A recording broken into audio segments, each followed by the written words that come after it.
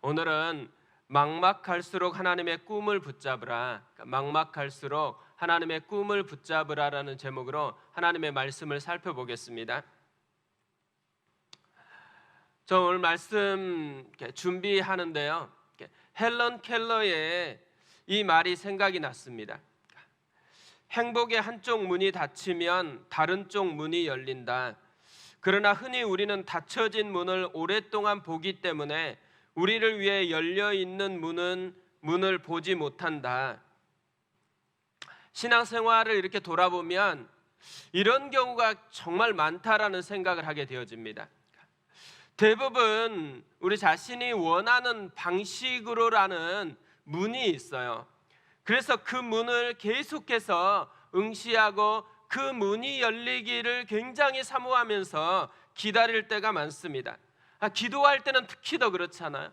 기도할 때는 내가 원하는 것이 있으니까, 내가 원하는 방식이 있고 내가 원하는 그대로가 이루어지기를 꿈꾸니까 내가 원하는 방식이라는 이 문을 굉장히 집중해서 바라보고 또 씨름하고 있다라는 거죠.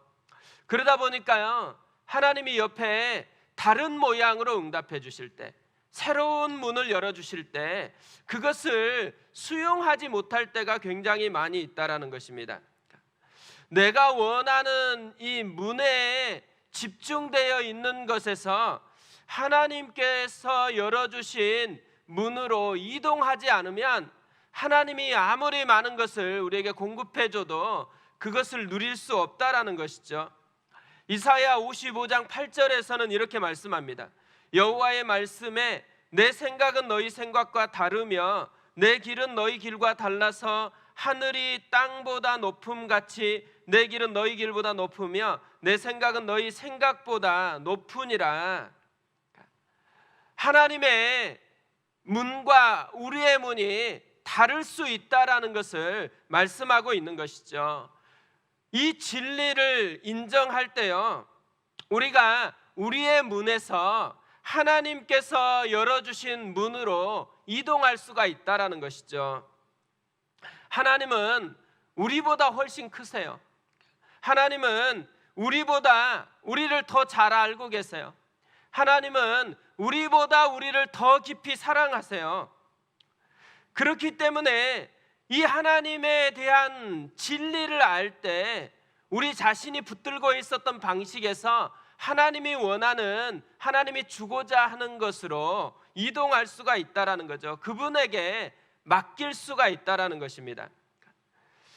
사실 오늘 말씀을 묵상하면서요, 제일 먼저 든 생각이 이 생각이었어요. 에스겔을 대하는 하나님의 방식을 보면 왜 이 생각을 했는지를 우리가 알게 되어진다고 생각합니다. 오늘 하나님께서는 에스겔에게 맨 먼저 하는 것이 뭐냐면 순종을 요구하는 게 아니에요.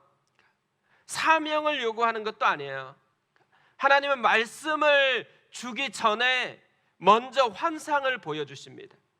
먼저 하나님의 비전을 보여주고 있다라는 거죠.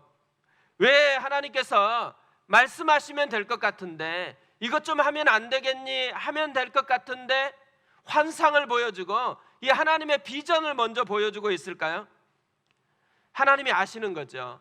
에스겔의 현재 상태, 에스겔이 지금 어떤 상태에 있는지를 아신다라는 거예요.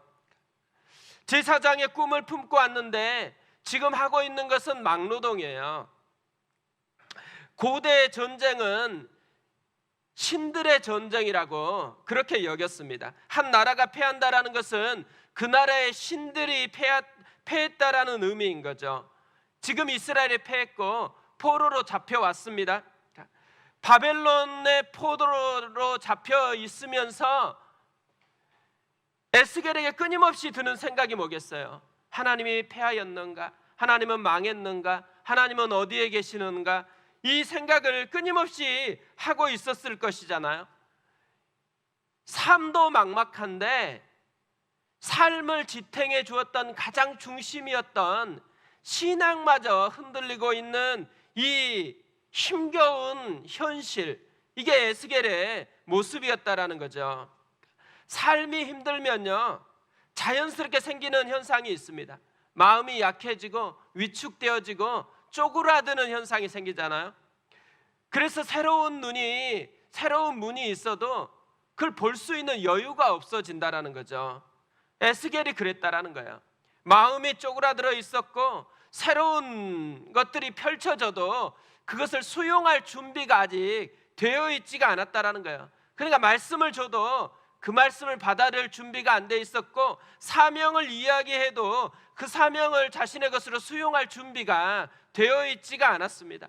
이걸 하나님께서 아신 거죠. 그래서 어떻게 해요? 하나님이 먼저 하나님의 비전을 보여주고 있다라는 거죠. 이걸 보면요, 우리가 알 수 있는 거 한 가지가 있어요. 하나님은 기계적으로 우리를 대하지 않는다라는 거예요. 하나님은 우리를 인격적으로 대해 주신다라는 것이죠. 우리의 처지에 맞게, 우리의 상황에 맞게 우리를 만나 주신다라는 것입니다. 우리 교회가 세워지면서 꿈꾸었던 한 가지가 하나님을 경험하는 삶을 사는 거거든요. 한 사람 한 사람이 그냥 교회에 다니는 게 아니고, 그냥 예배 드리는 게 아니고 진짜 하나님을 만나는 거예요. 그런데 모든 사람이 동일하게 하나님을 만나는 건 아니에요. 자기 형편에 맞게 자기에게 다가오시는 하나님을 다양하게 만나는 것, 이게 우리 교회의 꿈이거든요. 이번 특세도 하나님이 그렇게 하셨으면 좋겠어요. 각자의 상황이 다릅니다. 각자의 기도 제목이 달라요. 그런데 이 각각에 맞게 하나님께서 나에게 말씀하시고 하나님께서 내 삶에 역사하시는 이 은혜를 경험하는 그런 특세가 되었으면 좋겠습니다. 에스겔이 이런 상태에 있을 때 하나님이 그에게 보여주었던 비전, 어떤 비전을 보여주죠? 오늘 말씀이 사실 하나님이 보여준 비전이 굉장히 길게 나와요. 그런데 종합해 보면 5가지 정도로 이렇게 정리를 할 수가 있습니다. 가장 먼저 본 것은 폭풍과 큰 구름이었습니다. 4절에 이렇게 되어 있습니다. 내가 보니 북쪽에서부터 폭풍과 큰 구름이 오는데 그 속에서 불이 번쩍번쩍하여 빛이 그 사방에 비치며 그 불 가운데 단쇠 같은 것이 나타나 보이고, 어떤 분은 이 불이 번쩍번쩍하고 사방에 이렇게 쭉 하는 이 장면들을 쭉 생각하면서 하나님이 우주선을 타고 왔다고 그렇게 해석하는 글도 본 적이 있어요. 근데 맨 처음 폭풍과 큰 구름을 보았습니다. 그런데 어느 쪽에서 와요? 북쪽에서 옵니다. 북쪽에서 큰 폭풍이 온다. 연상되는 게 뭐예요? 북쪽에 바벨론이 침략해서 이스라엘을 심판하는 이 모습이 이렇게 담겨 있다라는 거죠. 그뿐만 아니라 큰 구름은 어느 때 많이 등장했어요? 출애굽기에 하나님이 초자연적으로 임재했을 때 계속해서 구름 기둥으로 그렇게 나타나 보여주셨습니다. 하나님께서 지금 이스라엘이 바벨론에 의해서 멸망당하는 줄 알았는데 하나님이 보여주신 게 뭐예요? 바벨론을 사용하시는 하나님의 역사가 있다라는 거예요. 끊임없이 하나님께서 초자연적으로 역사하고 있다라는 것을 보여주고 이 비전을 시작하고 있는 것이죠. 두 번째로 보여주는 것은 네 생물의 형상이었습니다. 5절에 이렇게 되어 있습니다. 그 속에서 네 생물의 형상이 나타나는데 그들의 모양이 이러하니 그들에게 사람의 형상이 있더라. 그러면서 4가지 얼굴이 이렇게 보여지고 좀 복잡하게 이런 모습들을 우리에게 보여주고 있습니다. 근데 사실 이것은 어떤 환상이 없는 것을 보여주는 것이 아니고 하나님을 섬기던 천사, 그룹의 모습을 지금 에스겔에게 보여주고 있다라는 것이죠. 그러니까 세 번째 보여주는 환상은 바퀴 환상입니다. 15절에 이렇게 되어 있습니다. 내가 그 생물들을 보니 그 생물들 곁에 있는 땅 위에 바퀴가 있는데 그 내 얼굴을 따라 하나씩 있고, 그러면서 쭉 설명하는데 바퀴들의 특징이 뭐냐면 눈이 모든 곳에 달려 있어요. 그리고 이동하는 것을 보여주고 있어요. 눈이 모든 것에 있다. 하나님이 다 아신다라는 거죠. 하나님이 보고 있다라는 거예요. 그뿐만 아니라 하나님이 모든 것에 못 갈 곳이 없다라는 거, 하나님이 모든 것을 다스리고 있다라는 것을 역동적으로 보여주고 있는 것이죠. 그리고 네 번째 환상은 궁창입니다. 22절부터 이렇게 되어 있습니다. 그 생물의 머리 위에 수정 같은 궁창의 형상이 있어 보기에 두려운데 그들의 머리 위에 펼쳐져 있고, 그리고 마지막 다섯 번째가 보좌와 그 위에 있는 사람의 모양이에요. 26절에 이렇게 되어 있습니다. 그 머리 위에 있는 궁창 위에 보좌의 형상이 있는데 그 모양이 남보석 같고 그 보좌의 형상 위에 한 형상이 있어 사람의 모양 같더라. 그리고 이 사람의 모양을 여호와의 영광의 모습이다라고 그렇게 말씀합니다. 맨 마지막 궁극적으로 보여주고자 했던 게 뭐예요? 보좌, 그리고 그 위에 있는 사람의 모양을 하고 있는 여호와의 형상. 사람의 모양을 하고 있는 여호와의 형상이 누구를 말씀하고 있는 거예요? 예수 그리스도. 이 땅에 오셔서 우리를 위하여 죽으시고 부활하시고 승천하시고 지금도 다스리고 중보하고 계시는 그 예수 그리스도의 모습을 우리에게 보여주고 있는 것이죠.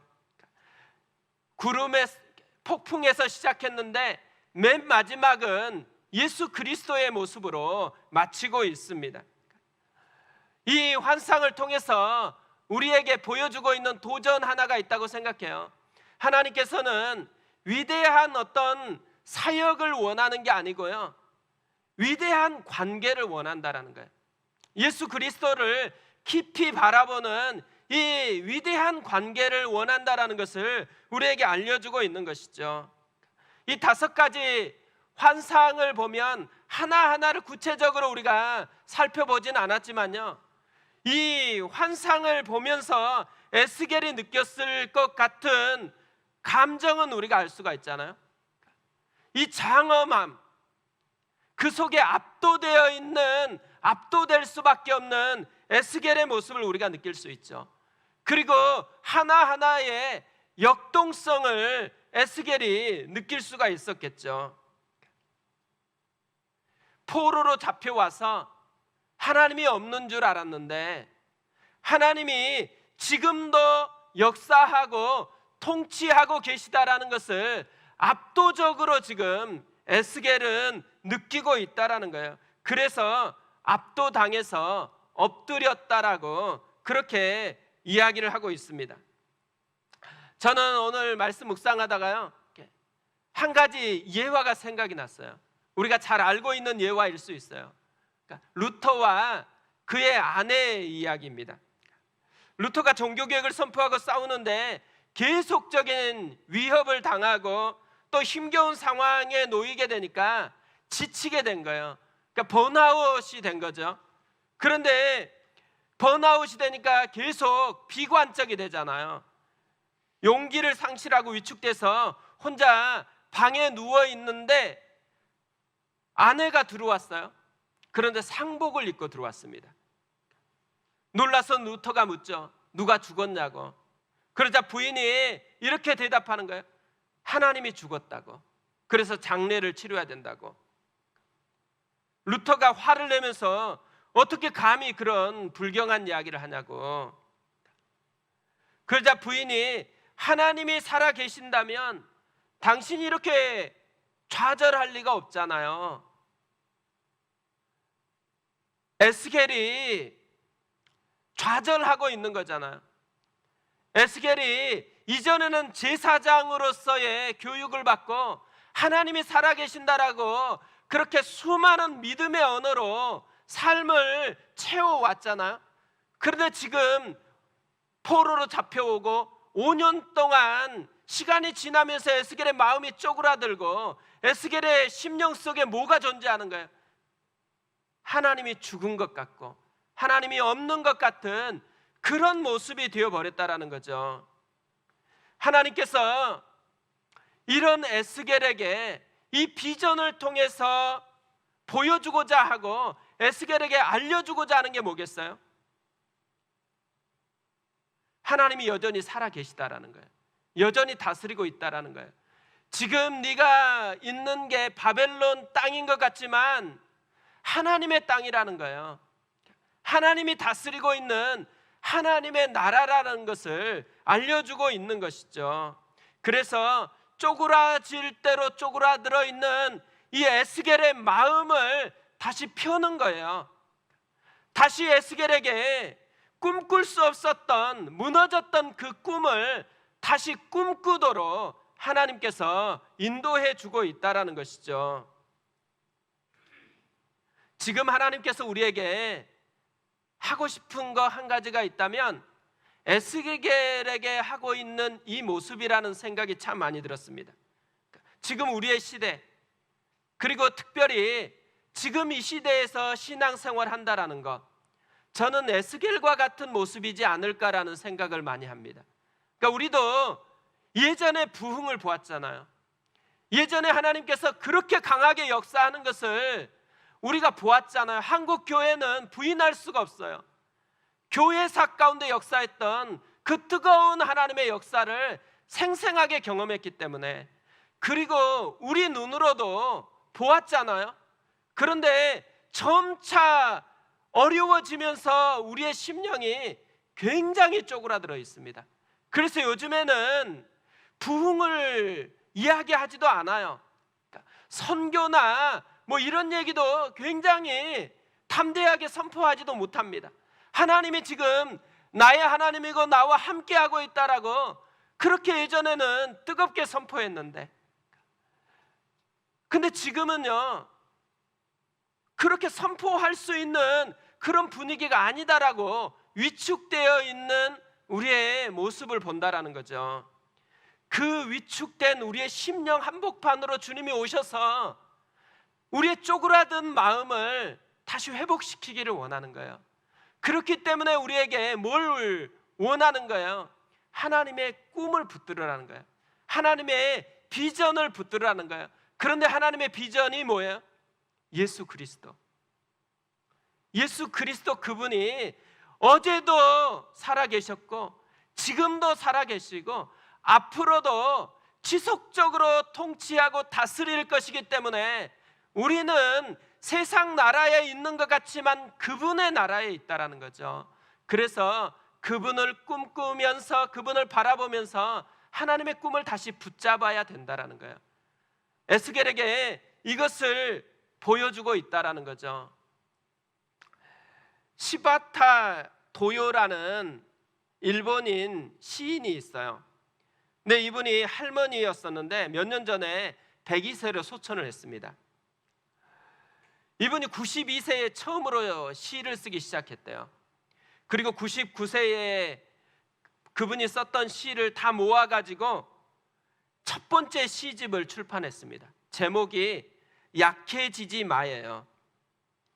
근데 이 시집이 일본에서만 158만 부 이상이 팔렸대요. 근데 제가 이분의 이 대표적인 시인 약해지지 마라는 시를 보았거든요. 이런 내용이에요. 있잖아, 불행하다고 한숨 짓지 마. 햇살과 산들바람은 한쪽 편만 들지 않아. 꿈은 평등하게 꿀 수 있는 거야. 나도 괴로운 일 많았지만 살아있어. 좋았어. 너도 약해지지 마. 꿈은 모든 사람에게 평등하대요. 모든 사람이 꿀 수 있대요. 위축되거나 상황에 상관없이. 그런데 그 꿈이 그 사람 가운데 실제가 되기 위해서는 반드시 하나가 필요하대요. 약해지지 않는 것. 하나님이 에스겔에게 지금 비전을 보여주고 있습니다. 환상을 먼저 보여주고 있어요. 그런데 이 환상이 에스겔 속에 역사하는 환상이 될 수도 있고 에스겔에게서 잠깐 왔다가 사라져버리는 그런 안개와 같은 꿈이 될 수도 있어요. 에스겔에게 작동하는 꿈이 되기 위해서 뭐가 필요할까요? 그 꿈을 붙잡는 게 필요하다는 거예요. 오늘 말씀을 보면요, 에스겔이 그 꿈을 붙잡았다라는 것을 알게 되어집니다. 무엇을 통해서 알 수 있냐면요, 하나님이 환상을 보여주고 있잖아요. 그러면 그 보여준 이 위대한 환상으로부터 이야기가 시작될 것 같은데, 오늘 말씀을 보면요, 시작은 뭘로 하냐면 내가 보매로 시작하는 거예요. 에스겔이 보았다라는 거예요. 4절 보세요. 내가 보니 이렇게 시작합니다. 15절에서도 내가 그 생물들을 보니 이렇게 시작해요. 27절에서도 내가 보니 이렇게 시작해요. 하나님의 꿈이 에스겔의 꿈이 되었다라는 거죠. 에스겔 속에 작동하는 꿈이 되었다라는 거예요. 쪼그라들었던 마음이 다시 꿈꾸는 마음으로 펴지게 되었다라는 것을 우리에게 보여주고 있는 것이죠. 오스왈드 챔버스가 이런 말을 했습니다. 순종은 의지로 해야 하고 성령을 받는 것도 의지로 합니다. 하나님께서 진리의 비전을 주실 때 문제는 그분이 무엇을 하실 것인가가 아니라 우리가 무엇을 할 것인가입니다. 많은 사람들은 신앙을 의지가 없이 그냥 기다리는 거라고 생각해요. 하나님이 다 해주실 거라고 생각해요. 하나님이 비전을 보여주시죠. 근데 그 비전이 내 것이 되기 위해서는 내가 의지를 담아서, 내가 인격적으로 그 의지를 나의 것으로 붙드는 은혜가 필요하다라는 거예요. 그래서 한편으로 보면 은혜라는 말은 전적으로 하나님이 해 주시는 것이지만, 그 은혜가 나에게 작동하기 위해서는 그 은혜를 내 것으로 붙드는 의지, 인격적인 반응이 필요하다라는 거죠. 오늘 우리에게 필요한 것은 보여주시지 않는 하나님이 아니잖아요. 하나님은 지금도 보여주세요. 그렇기 때문에 인격적으로 그것을 내 것으로 붙드는 것입니다. 오늘 이 새벽에 기도할 때 하나님이 내 기도를 들어주실 거라는 것을 붙들어야 되는 거예요. 하나님이 내 삶 가운데 역사하실 거라는 것을 붙들어야 되는 거예요. 아무리 시대가 어렵고 내 문제가 아무리 어려워도 하나님은 나의 편이고 하나님이 내 속에서 역사할 것이다라는 것을 붙잡고 하나님 앞에 나아가는 것, 그때 하나님의 비전이 내 삶이 되어진다라는 거죠. 그 은혜가 우리 가운데, 또 몸된 우리 교회 가운데 이루어졌으면 좋겠습니다. 우리 그 마음으로 같이 기도했으면 좋겠습니다.